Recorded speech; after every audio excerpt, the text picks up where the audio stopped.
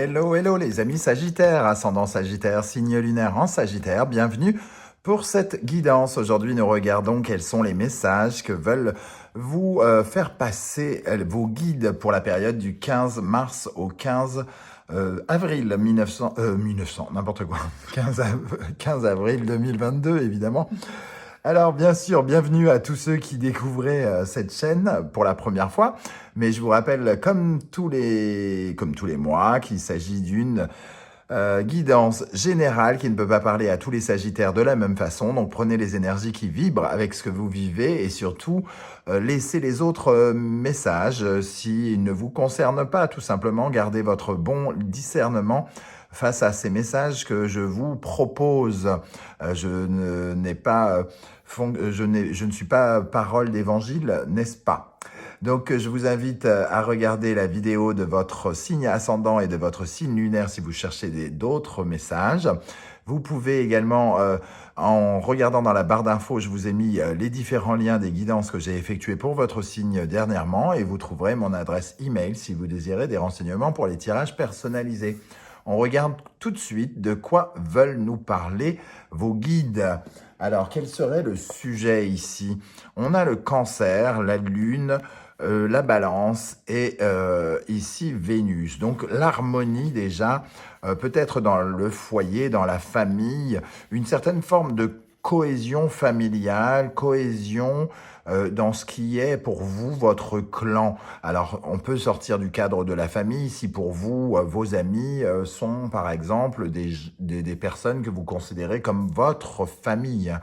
En tout cas, on parle de cohésion, de faire ensemble, de vivre ensemble, de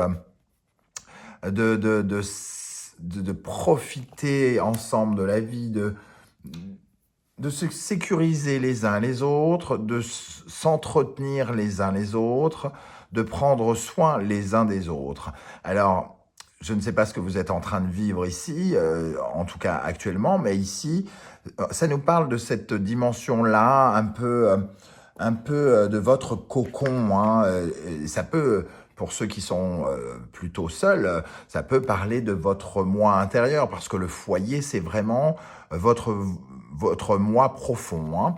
Hein. Ici, on a la dimension de l'oraclienne avec le Sagittaire et le Poisson. Ça nous parle vraiment de l'astrologie, de ce qui est divin, de ce qui est du domaine du rêve. Je vois que le message ici nous parle de vos croyances concernant votre foyer, votre maison, votre famille, votre passé. Et on nous parle sans doute d'une évolution hein, de votre conception, de votre idéologie de la famille, du foyer, et la possibilité de ressentir peut-être une certaine force philosophique, religieuse, spirituelle, une avancée spirituelle concernant votre façon de regarder votre monde intime. Voilà comment je ressens cette chose, cet assemblage de cartes.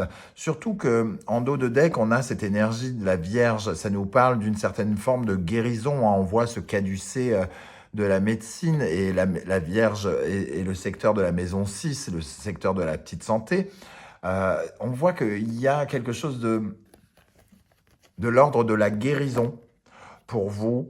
Une guérison affective, émotionnelle, sentimentale, en tout cas par rapport à votre moi profond et vos proches, très proches. On va regarder maintenant ce qu'on vous invite à travailler, sur quoi vous êtes invité à travailler par vos guides. Nous avons la papesse et la guérison. J'en parlais de la guérison. On vous parle de travailler intérieurement, en profondeur avec cette papesse, de guérison. Il y a quelque chose à guérir peut-être par rapport à l'énergie de la papesse, qui est l'énergie de la mère. Hein. Il y a peut-être quelque chose à solutionner par rapport à une mère, peut-être un peu envahissante, ou alors, en tout cas, le personnage de la papesse est une mère un peu Oui, un peu envahissante. Alors quand je dis envahissante, c'est pas qu'elle vous téléphone tous les jours et qu'elle est là tous les jours, c'est que finalement, elle a une incidence très très particulière sur votre façon de penser, sur votre vie. Et donc il y a quelque chose qui est à travailler ici actuellement par le fait de circonstances. Vous êtes amené à penser à cette guérison, à vos liens parentaux, hein, à quelque chose qui vous relie à vos parents. Alors peut-être à quelque chose à quelque chose que vous reproduisez comme vos parents et notamment peut-être comme votre mère, et à certaines croyances ancestrales qu'il y a, comme si c'était héréditaire avec cette énergie ici, comme si c'était voilà très ancestral. Voilà ce que j'ai envie de dire, ancestral. Euh, Comme si c'était écrit dans les étoiles, hein, entre guillemets, hein, avec cette énergie de Poisson et de Neptune. Donc il y a des croyances sur lesquelles vous êtes en train de guérir et travailler. On voit avec cette énergie de la Maison Dieu que ce sont des croyances qui peuvent vous laisser sur le billot de temps en temps, qui peuvent vous affaiblir, vous faire du mal. En tout cas, quelque chose de déséquilibré, parce que la Maison Dieu, ça veut dire qu'il y a quand même quelque chose qui ne fonctionne pas et qui mérite d'être revu pour ne pas vous mettre davantage dans des situations difficiles. Donc il y a quelque chose ici à revoir. Justement, à quoi il serait bon de tourner le dos en cette période du 15 mars au 15 avril? Alors ici, nous avons les peurs. Nous avons les peurs avec ce bélier scorpion. On sent ce personnage qui pourtant est un vampire, hein. Il est effrayé de tout, hein. Il est effrayé de ses congénères ici, les chauves-souris. Et il a un côté extrêmement génial, plaintif. Euh, il n'arrive pas à se construire et à, entre guillemets, s'envoler, comme pourraient le faire ses congénères, mais il se, finalement, il se plaint. Il a un côté volontairement macabre, hein, quelque part, un peu sombre. Il y a quelque chose de sombre chez vous et vous devez tourner le dos à cette énergie un peu sombre avec le scorpion et Pluton ici. Il y a quelque chose qui doit se transformer, certaines peurs, certaines... comme si vous étiez désabusé, comme si vous aviez peur du regard que vous portez sur votre passé ou quelque chose comme ça. Et ici, il est question de tourner le dos à cette énergie justement pour aller vers une guérison, comme on le disait juste au-dessus, hein. Et avec le roi de coupe, ça nous confirme que il va falloir revoir peut-être sa conception de la bienveillance, de l'amour. Euh, c'est pas parce qu'on fait certaines choses, entre guillemets, contre ses parents qu'on ne les aime pas, par exemple, hein, et qu'on n'est pas bienveillant à leur égard. C'est pas parce qu'on leur dit certaines vérités, parfois, qui sont pas forcément agréables à énoncer, qu'on les déteste. Mais par contre, ça nous aide à nous aimer, nous, un peu mieux, et à nous accepter avec nos défauts et nos qualités.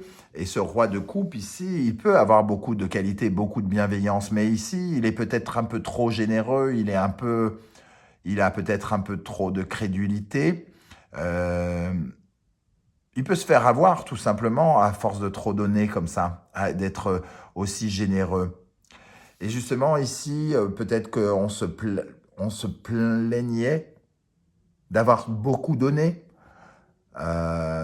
ou quelqu'un se plaint d'avoir beaucoup donné par rapport à ce lien familial. Et il est question de rééquilibrer quelque chose. Qu'est-ce qui va pouvoir vous aider? Quel est votre principal atout pour vous épanouir? On retrouve l'énergie du poisson et de Neptune ici. Alors, ça peut nous parler de votre sens du sacrifice, hein, mais aussi d'une certaine forme d'évasion, de votre capacité à être créatif, imaginatif, à avoir beaucoup d'intuition, à ressentir des choses, comme cette papesse ici. Peut-être que toutes ces énergies-là nous disent que quelque part, vous vous êtes coupé de votre intuition, de vos ressentis avec ce roi de coupe par peur, par plainte, comme si vous ne vouliez voir que ce qu'il y avait de sombre dans votre vie. Et ici, il est question de se raccorder plutôt à la phase positive de la rêverie, de l'imaginaire, avec ce superbe arc-en-ciel. La papesse, elle est finalement très mystérieuse, et ce vampire est extrêmement sombre. Ici, ce personnage est beaucoup plus lumineux. Vous pouvez être beaucoup plus imaginatif, créatif, d'un monde beaucoup plus serein, fluide, plus beau, plus guéri aussi, hein. Parce que la maison 12, c'est la maison 12 du poisson, c'est la maison où on peut voir par exemple les hôpitaux. Donc il y a aussi une marque de guérison. Ici, c'est un ange quand même, hein. C'est un ange qui découvre la vérité. Ici, on n'est pas dans l'illusion, on ne se raconte pas des bobards. On est plutôt dans une vérité qui explose. En fait, on retrouve l'intuition peut-être que l'on cherchait, que l'on avait perdue.